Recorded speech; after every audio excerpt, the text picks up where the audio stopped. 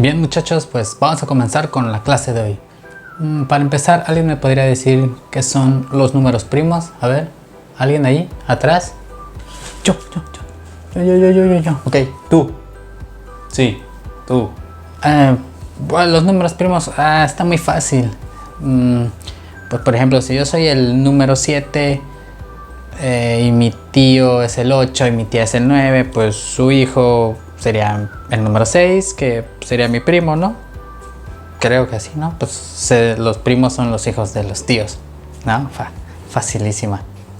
Oye, muy bien, ¿eh? Me gusta cómo piensas, pero no, está reprobado.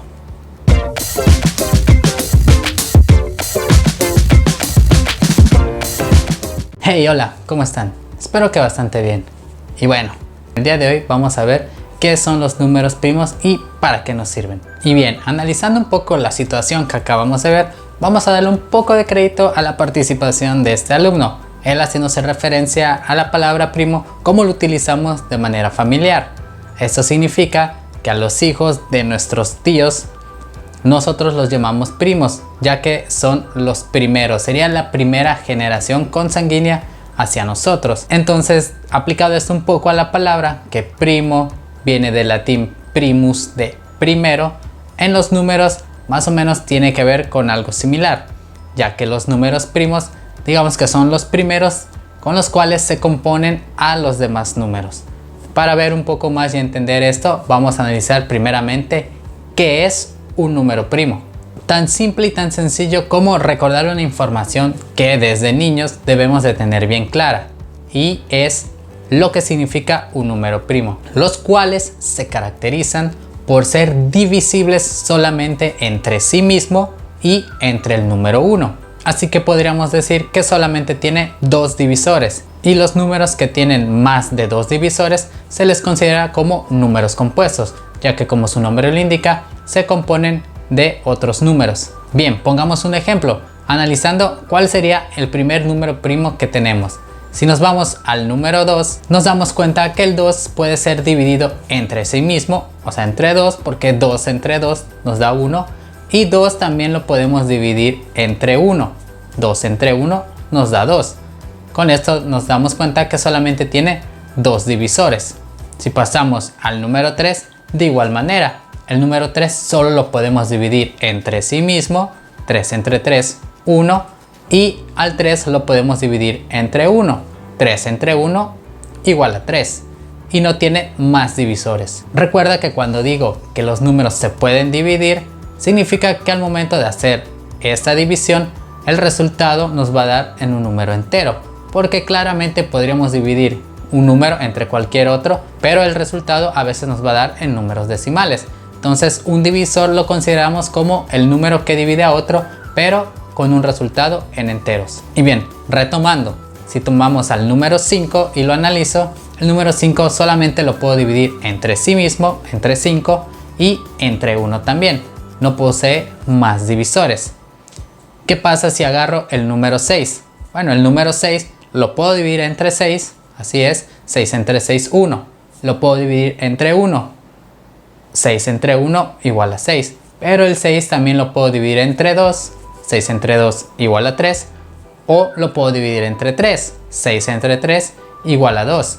Y ahí me doy cuenta que tiene más de dos divisores. En este caso tiene 4 divisores, por lo cual ya no se considera un número primo y sería considerado un número compuesto. Un dato interesante es que el número 1 no es considerado un número primo, pero tampoco un número compuesto.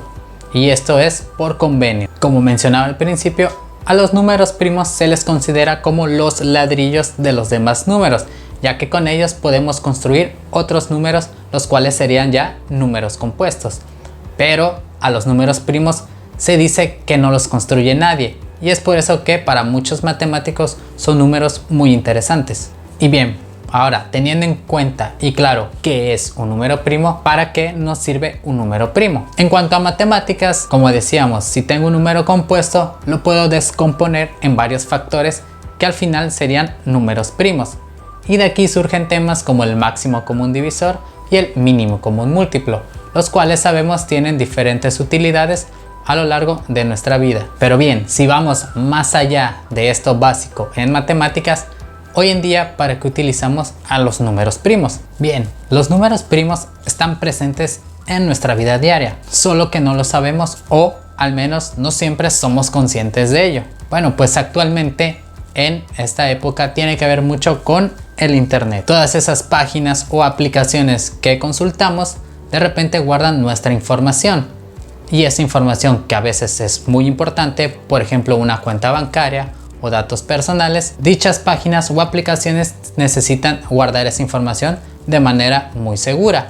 Y aquí es donde entra algo llamado la criptología, que bueno, abundando en otros temas y la manera de resumen, la criptología es la ciencia, la técnica o el arte de la escritura secreta, lo que consiste en, digamos, guardar una información con un mensaje o una contraseña que sea muy segura. Y como ya se imaginarán, esa contraseña se compone de muchos números. Mientras más difícil la contraseña, más segura está guardada una información. Y aquí es donde entra el uso de los números primos. ¿Y por qué se utilizan en esta técnica? Porque como habíamos mencionado, si yo agarro dos números primos y los multiplico, yo sé que voy a formar otro número, el cual sería ahora un número compuesto. Pero, ¿qué pasa cuando tenemos un número compuesto y queremos deducir de dónde vino? Ahí es donde se vuelve un poco más difícil. Entonces, si imaginamos un número de más de 1000 dígitos, se guarda esa información a través de esa cadena de números y es difícil buscarla. Y eso es gracias a las características de lo que son los números primos. Y bueno, pues ya con esta información ya tenemos más claro qué es un número primo y para qué lo utilizamos hoy en día. Nos estaremos viendo y escuchando en otro video. No olviden suscribirse y compartir este video para que sea de utilidad a otras personas. ¿Qué pasó? Sí. Ahí voy, primo. El número 5 que me estaba hablando.